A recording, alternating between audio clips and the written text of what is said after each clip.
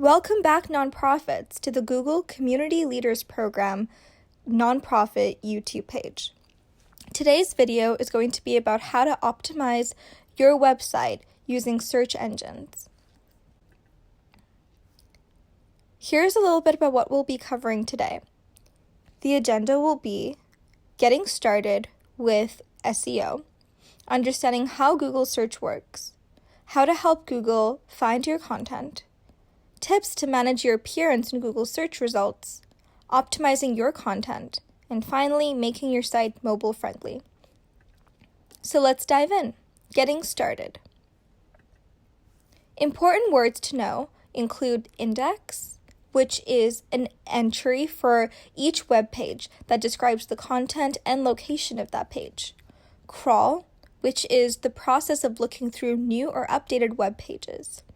Automated software that crawls pages from the web and indexes them are called crawlers. Googlebot is the generic name of Google's specific crawler. Search engine optimization is the process of making your site better for search engines to find. Now, firstly, are you on Google? To check if you are in Google's index, in the Google search bar, type in your site with the colon and the URL of the web page. So that's the word site, colon, and insert the URL of your web page. If your website shows up, that means you are in Google's index. If it doesn't, it's probably because the site isn't well connected. You've just launched a new site and Google hasn't had the time to crawl it yet. The design of your site makes it difficult for Google to crawl its content effectively, or Google received an error when trying to crawl your site. It could also be the fact that your policy blocks Google from crawling the site.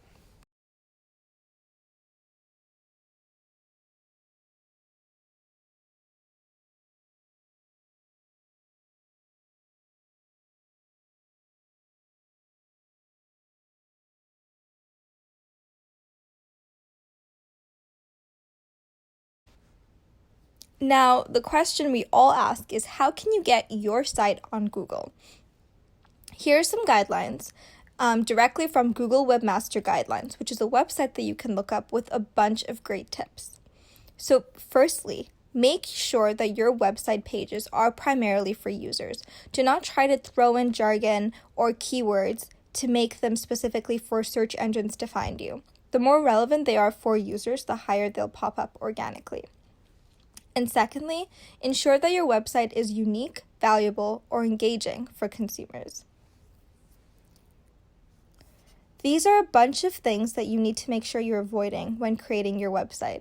A few include automatically generated content, which makes it not genuine and not unique, sneaky redirects, hidden text or links, or loading pages with irrelevant keywords.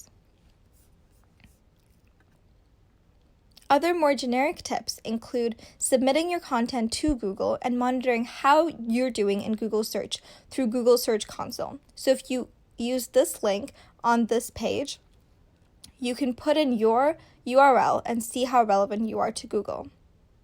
If it doesn't seem very relevant, ask yourself these questions. Is your website showing up on Google? Do you serve high-quality content to users? Is your content fast and easy to access on all devices? And is your website secure?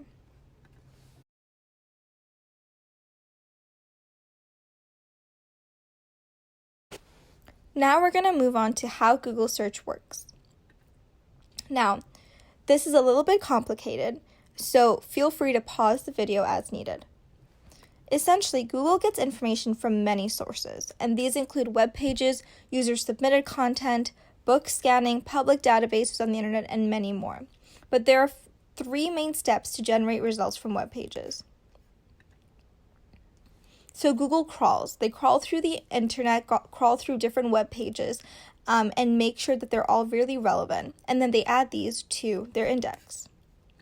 To improve your site crawling, submit an individual URL to Google through the tool mentioned previously, or get your page linked to by another page. Finally, ask Google to crawl only one page. Make it your home page. The second step is indexing. This is the process of trying to understand what the page is about. Improve your page's indexing by making sure that titles are short and meaningful, that page headings actually convey the subject of the page, and that you're using more text and images to convey content. At the same time, make sure that your text is not overwhelmingly long. Thirdly, service and ranking. This is the process of finding the most relevant answer for Google's index based on many factors. To improve your service and ranking, make sure your page is fast to load, mobile friendly, there's useful content on your page that is up to date, and you can follow the Google Webmaster Guidelines mentioned previously to help with that. Now let's talk about how you can help Google find your content. One option is submitting a sitemap.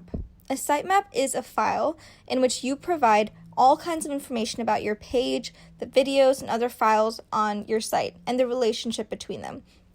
First, decide which pages on your site should be crawled by Google. Typically, the home page is the best place to start. Then, create your sitemap manually, or choose from a number of third-party tools to generate your sitemap for you. And ensure that your sitemap is available to Google by adding it to your robots.txt file, or directly submitting it to the Search Console. You need a sitemap if your site is really large, pages are not very well linked together, your site is new and has few external links to it, or your site has a lot of rich media content. If the opposite is true, you probably do not need a sitemap, and Google should be able to find you through crawling. Here are some tips and tricks on how to build and submit a sitemap. It's a little technical, so if you have further questions about this, feel free to reach out to us through our email linked in the description below. Some general sitemap guidelines include using consistent, fully qualified URLs, not including session IDs from URLs, and breaking up large sitemaps. There are many others on this page, so take a look and reach out if you have any follow-up questions.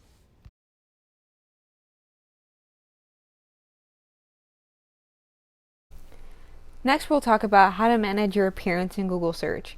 Get featured on search. Having the correct structure of data on your page actually makes your page eligible for many of the special features in Google search results, including review stars, fancy decorated results, and more. To get featured on search, it's important to manage your site's hierarchy. Here are some of the best practices to do so. Create a naturally flowing hierarchy, add navigation pages that make sense, make sure your URLs are relevant to your site's content, make sure your content is well written and easy to follow, and using anchor text to help users navigate through your page. Here are some things to avoid. Having complex navigation links, going overboard with your content, having navigation based solely on images or animations, letting navigation page links go broken, and allowing 404 pages to be indexed in your search engine. The next thing that we're going to talk about is how you can optimize your content to get best results on Google search. You first want to make sure that your site is interesting and useful. Creating compelling and useful content will likely influence your website more than any other factors discussed here. Users know good content when they see it and will likely want to direct other users to it if they find it useful. One way to do this is to know what your readers want and give it to them. Think about the words a user might search for to find a piece of content on your website. Users who know a lot about the topic may use different keywords in their search queries than someone who is new to the topic. For example, a longtime football fan might search for NFL, an acronym for National Football League, while a new fan might use a more generic query like football playoffs. Some best practices are as follows. You want to avoid writing sloppy text with many spelling and grammatical mistakes and awkward or poorly written content. You want to make sure that you have easy to read text. Users enjoy content that is well written and easy to follow. Next, you want to avoid large amounts of text on various topics onto a page without a paragraph, subheading, or layout separation. You want to make sure that you're organizing your topics clearly. The reason being, it's always beneficial to organize your content so that visitors have a good sense of where one topic begins and another one ends. Next, Avoid rephrasing existing content that will bring little or extra value to the user, or having duplicate or near duplicate versions of content across your site. You want to make sure that you're creating new and unique content for your site, as this type of content will not only keep your existing visitor base coming, but it'll also bring in new users. Last but not least, you want to avoid inserting numerous unnecessary keywords aimed at search engines but are annoying or nonsensical to users. You want to optimize your content for your users, not search engines. Designing your site around your visitors' needs while making sure your site is easily accessible to search engines usually produces positive results.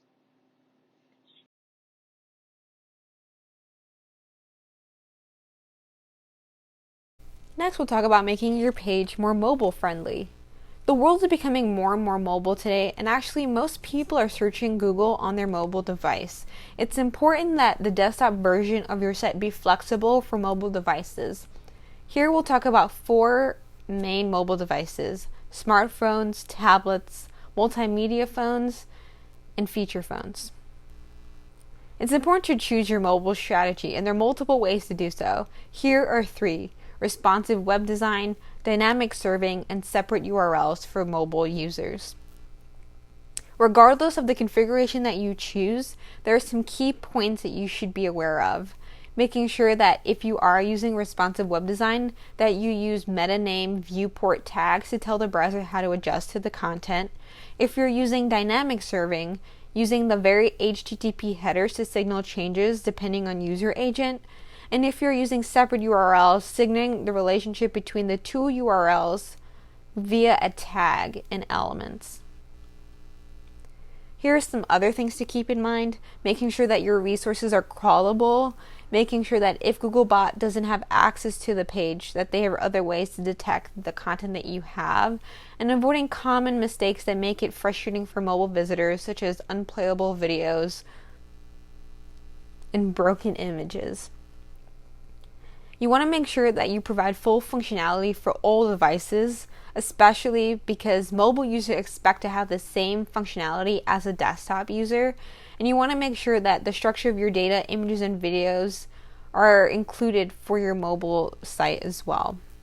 Here are some tips to make sure that your site is mobile friendly. Google actually has a mobile friendly test that you can use to test the mobility of your pages, and check out Search Console Mobile Usability Report to fix the mobility usability issues that are affecting your site. If you are using separate URLs for your mobile pages, make sure that you test them both on a desktop and mobile device to make sure that your page is being redirected, recognized, and is crawlable.